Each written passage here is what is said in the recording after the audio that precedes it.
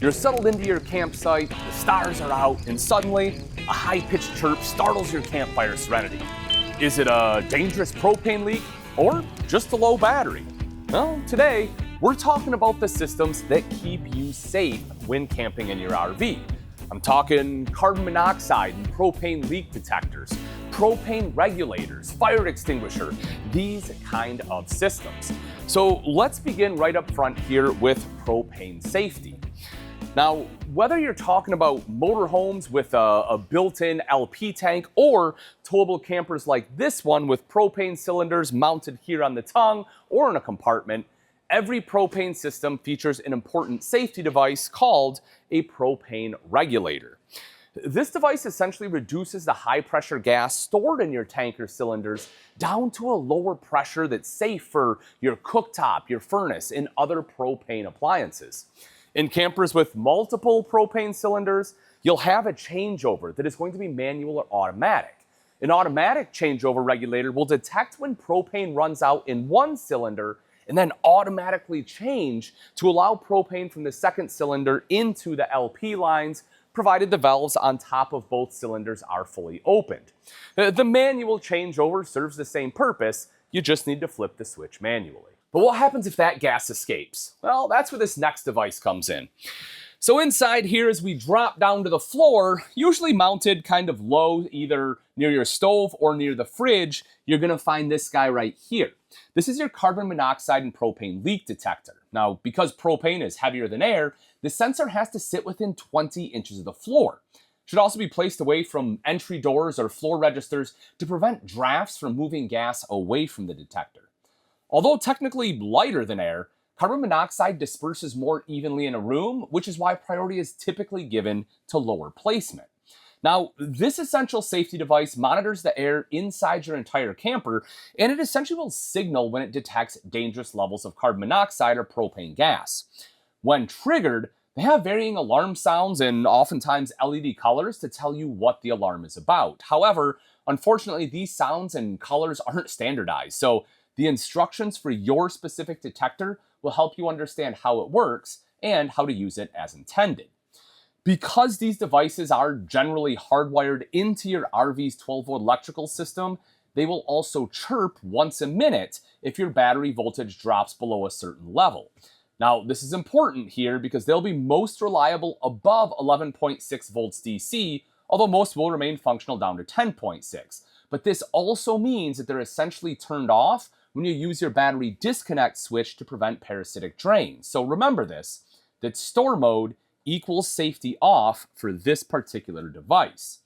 Additionally, these devices are designed to beep 5 times per minute as they approach the end of their life cycle.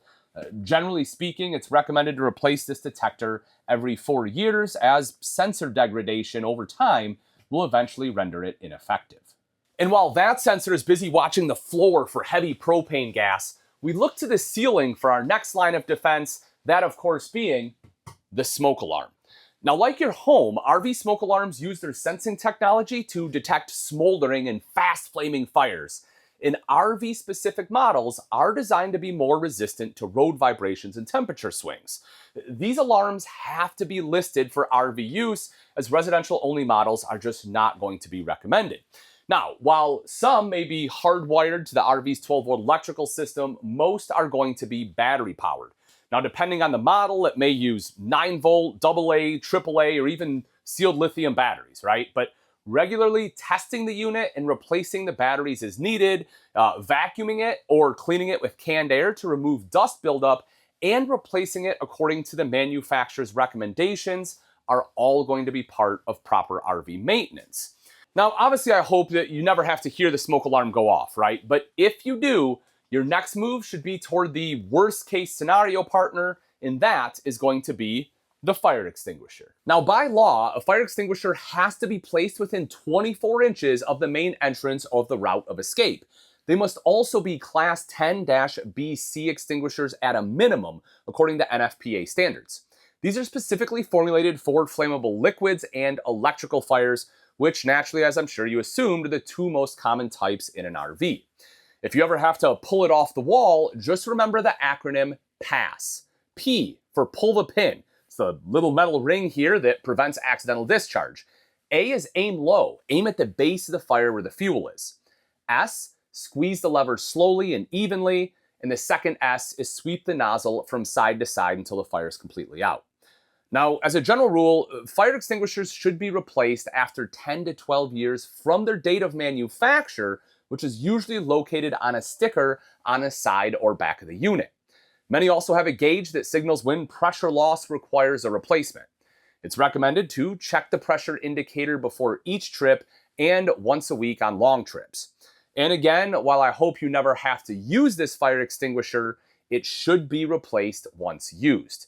Never risk a partially discharged extinguisher running out of chemical when you need it the most. And while we have more detailed videos on RV electrical systems, it should also be noted that your RV's circuit breakers and fuses are, in their own right, safety systems that protect your RV's electrical system and appliances from surges, low voltage, and other electrical issues that you may encounter. They're designed to trip in the case of breakers or blow in the case of fuses to basically protect everything downstream. Just be sure that if you ever replace them to always use the same type and size so you don't turn a safety device into an unfortunate safety hazard. Now, in your water system, the check valves at both the city water inlet and the water pump allow water to flow in a single direction, which is going to prevent backflow, help maintain pressure, and protect the pump and the system as a whole from both damage and contamination. Now, folks, it is absolutely critical that you never manually depress the city water inlet's check valve, as it can cause serious irreversible damage, leading to water leaks and other expensive repairs. And finally, many would also consider the aftermarket water pressure regulator, the one you should use when connecting your RV to city water, a critical safety device as it reduces incoming water pressure to safe levels, protecting your RV water lines and connections from leaks and ruptures. However, we'll have more on that in our video on safely getting water into your RV, so make sure you subscribe and turn on notifications to see future videos.